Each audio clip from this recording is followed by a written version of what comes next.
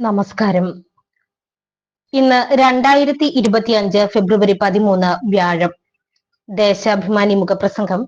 അവതരണം രമ്യ മനോജ്. ട്രംപിനെ പ്രീണിപ്പിക്കുന്നത് ലോകത്തിന് വിനാശകരം. അമേരിക്കയിൽ ഡൊണാൾഡ് ട്രംപ് രണ്ടാം വട്ടം അധികാരമേറ്റിട്ട് ഒരു മാസം തികയാൻ ഇനിയും ഒരാഴ്ച കൂടിയുണ്ട്. ഈ ചുരുങ്ങിയ കാലയളവിനുള്ളിൽ ട്രംപ് നടത്തിയ പ്രഖ്യാപനങ്ങളും അമേരിക്കൻ സർക്കാർ സ്വീകരിച്ച നടപടികളും ലോകത്തെ കനത്ത ആശങ്കയിലേക്ക് തള്ളിയിട്ടിരിക്കുകയാണ്. പലസ്തീൻ ജനതയ്ക്കെതിരെ പ്രഖ്യാപിച്ചിരിക്കുന്ന ഭീഷണികളാണ് ഇതിൽ ഒടുവിലത്തേത്. 15 മാസത്തിലേറെ ഇസ്രയേലി സൈന്യം നടത്തിയ വംശഹത്യയെ അതിജീവിച്ച് ജീവിതം തിരിച്ചുപിടിക്കാൻ ശ്രമിക്കുന്ന ഗാസയിലെ ജനങ്ങളെ അതിന് അനുവദിക്കില്ല എന്നാണ് പുതിയ ഭീഷണി. സയനിസ്റ്റ് വംശീയ രാഷ്ട്രത്തിന്റെ തീട്ടൂരങ്ങൾക്ക് വഴങ്ങിയില്ലെങ്കിൽ ഗാസയെ നരകമാക്കും എന്നാണ് പറയുന്നത്. ഭാവി പാലസ്തീൻ രാഷ്ട്രത്തിന്റെ ഭാഗമാകേണ്ട ഗാസയെ പിടിച്ചെടുത്ത് ജനങ്ങളെ പുറന്തള്ളി അമേരിക്കൻ നിയന്ത്രണത്തിലാക്കുമെന്ന് കഴിഞ്ഞയാഴ്ച പ്രസിഡന്റ് ട്രംപ് പറഞ്ഞിരുന്നു. ഡെൻമാർക്കിന്റെ ഭാഗമായ ധാതുസമ്പന്നമായ ഗ്രീൻലാൻഡും ലോക വാണിജ്യത്തിൽ നിർണായക സ്ഥാനമുള്ള പാനമ കനാലും ഊർജ്ജരംഗത്തടക്കം പ്രകൃതി വിഭവങ്ങളാൽ അനുഗ്രഹീതമായ കാനഡയും അമേരിക്കയുടെ ഭാഗമാക്കുമെന്ന് അധികാരമേൽക്കുന്നതിന് മുമ്പേ ട്രംപ് പറഞ്ഞതാണ്. കച്ചവട കണ്ണോടെയുള്ള ഈ പ്രഖ്യാപനങ്ങൾ ലോകത്തെ 90 വർഷം മുമ്പുള്ള അവസ്ഥയിലേക്ക് തള്ളിയിടുകയാണ്. ട്രംപിന്റെ സ്ഥാനത്ത് അന്ന് നാസി ജർമ്മൻ സ്വേച്ഛാധിപതി ഹിറ്റ്ലർ ആയിരുന്നു. അന്ന് ഹിറ്റ്ലർ പറഞ്ഞ ലെബൻസ്ട്രോം തന്നെയാണ് ഇന്ന് ട്രംപ് ലക്ഷ്യമിടുന്ന ഭൂമി കയ്യേറ്റങ്ങൾ. ബോൾഷെവിസം അവസാനിപ്പിക്കുമെന്നാണ് ഹിറ്റ്ലർ പറഞ്ഞതെങ്കിൽ അമേരിക്കൻ ബൗദ്ധിക രംഗത്തെ മാർക്സിസ്റ്റുകളെ ഇല്ലാതാക്കുമെന്നാണ് ട്രംപിന്റെ വായ്ത്താരി.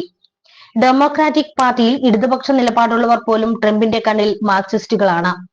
ആര്യൻ ആധിപത്യം എന്ന ഹിറ്റ്ലറുടെ സിദ്ധാന്തത്തിന്റെ ആവർത്തനമാണ് അറബ് ഏഷ്യൻ ജനതകൾക്ക് മേൽ അമേരിക്കൻ വെള്ളക്കാരന്റെ തീരുമാനങ്ങൾ അടിച്ചേൽപ്പിക്കാനുള്ള ശ്രമങ്ങൾ. പലസ്തീൻ ജനതയെ അവരുടെ മണ്ണിൽ നിന്ന് എന്നേക്കുമായി ഒഴിപ്പിക്കാനും അവരെ മറ്റ് അറബ് രാജ്യങ്ങൾക്ക് മേൽ കെട്ടിവെക്കാനുമുള്ള നീക്കങ്ങൾ ഇതിന്റെ ഭാഗമാണ്. അമേരിക്കൻ ശിങ്കിടികളായ ജോർദാനും ഈജിപ്തും അടക്കം ഇതിനെ എതിർക്കാൻ നിർബന്ധിതമായപ്പോൾ അവർക്കെതിരെയും ട്രംപ് ഭീഷണി ഉയർത്തിയിട്ടുണ്ട്. ചെക്കോസ്ലോവാക്യയുടെ ഭാഗമായിരുന്ന സുഡറ്റ്ലാൻഡ് ഹിറ്റ്ലർ പിടിച്ചെടുത്തപ്പോൾ നിശബ്ദത പുലർത്തിയ ഇതര യൂറോപ്യൻ രാജ്യങ്ങൾ പിന്നീട് വലിയ വില കൊടുക്കേണ്ടി വന്നത് ചരിത്രമാണ്. ഹിറ്റ്ലറെ പ്രീണിപ്പിച്ച് യുദ്ധം ഒഴിവാക്കാനായിരുന്നു മറ്റു കൊളോണിയൽ ശക്തികളുടെ ആദ്യ ശ്രമം. എന്നാൽ ഹിറ്റ്ലർ പോളണ്ട് അടക്കം കൂടുതൽ രാജ്യങ്ങളിലേക്ക് കടന്നപ്പോഴാണ് ബ്രിട്ടനും ഫ്രാൻസും ഒക്കെ അപകടം മണത്തത്. അപ്പോഴും സോവിയറ്റ് യൂണിയനുമായി ചേരാതെ ആ സോഷ്യലിസ്റ്റ് രാഷ്ട്രത്തെ ഹിറ്റ്ലർ വിഴുങ്ങട്ടെ എന്നായിരുന്നു പാശ്ചാത്യ രാഷ്ട്രങ്ങളുടെ നിലപാട്. അതിന് സമാനമായ രീതിയിലാണ് ട്രംപിന്റെ ചൈന വിരുദ്ധ നീക്കങ്ങളോട് പാശ്ചാത്യ രാഷ്ട്രങ്ങളുടെ പ്രതികരണം. എന്നാൽ തങ്ങൾക്കെതിരെ ട്രംപ് ഉയർത്തുന്ന സാമ്പത്തിക ഭീഷണികൾക്കെതിരെ യൂറോപ്യൻ യൂണിയനും നിലപാടെടുക്കേണ്ടി വരുന്നുണ്ട്. പക്ഷേ ഐക്യരാഷ്ട്ര സംഘടന 3/4 നൂറ്റാണ്ട് മുമ്പ് തീരുമാനിച്ച രൂപത്തിലെങ്കിലും സ്വതന്ത്ര പരമാധികാര പാലസ്തീൻ രാഷ്ട്രം എന്നതടക്കമുള്ള രാഷ്ട്രീയ പ്രശ്നങ്ങളിൽ ട്രംപിനെ പ്രീണിപ്പിക്കുന്ന നിലപാടാണ് യൂറോപ്യൻ കൂട്ടാളികൾക്ക്. ഹിറ്റ്ലർ മുസോളിനി കൂട്ടുകെട്ട് പോലെ വിനാശകരമായ ഒന്നായി തീരും ട്രംപ് നെതന്യാഹു സഖ്യമെന്നതാണ് തിരിച്ചറിയപ്പെടാതെ പോകുന്നത്. ലോകത്തെ ഏറ്റവും വലിയ സൈനിക സാമ്പത്തിക ശക്തിയാണ് അമേരിക്ക എന്നത് വസ്തുതയാണ്. അതിനേക്കാൾ പ്രാധാന്യമുള്ള മറ്റൊന്നുണ്ട്. അമേരിക്കയെ ഭരിക്കാൻ മാത്രമേ ട്രംപിനെ തിരഞ്ഞെടുത്തിട്ടുള്ളൂ എന്നതാണത്. ലോകത്തെ 195 പരമാധികാര രാജ്യങ്ങളിലെ ഭരണാധികാരികൾക്കുമുള്ള അധികാരം മാത്രമേ ട്രംപിനുമുള്ളൂ. ഇക്കാര്യം ട്രംപും അയാളെ പ്രീണിപ്പിക്കാൻ ശ്രമിക്കുന്ന രാജ്യങ്ങളിലെ ഭരണാധികാരികളും ഓർമ്മിക്കുന്നത് നല്ലതാണ്. മറ്റൊരു ഹിറ്റ്ലർ ആകാൻ ആ വംശീയ ഭ്രാന്തന്റെ പാത പിന്തുടരുന്ന ട്രംപിനെ അനുവദിക്കരുത്.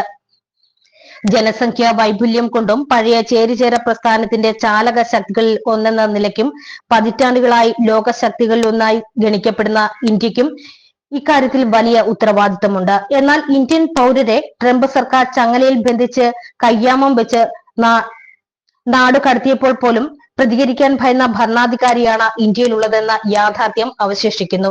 ഇന്ത്യക്കാർക്കുണ്ടായ അപമാനം കൂസാതെ ട്രംപിന്റെ സൽക്കാരം സ്വീകരിക്കാൻ പ്രധാനമന്ത്രി നരേന്ദ്രമോദി അമേരിക്കയിൽ എത്തിയിട്ടുണ്ട്. ഇത്തരം പ്രീണനങ്ങളാണ് ഹിറ്റ്ലറിനെയും ട്രംപിനെയും ഒക്കെ വിനാശകാരികൾ ആക്കുന്നത്. ദേശാഭിമാനി മുഖപ്രസംഗം ഇവിടെ പൂർണ്ണമാകുന്നു. നന്ദി, നമസ്കാരം.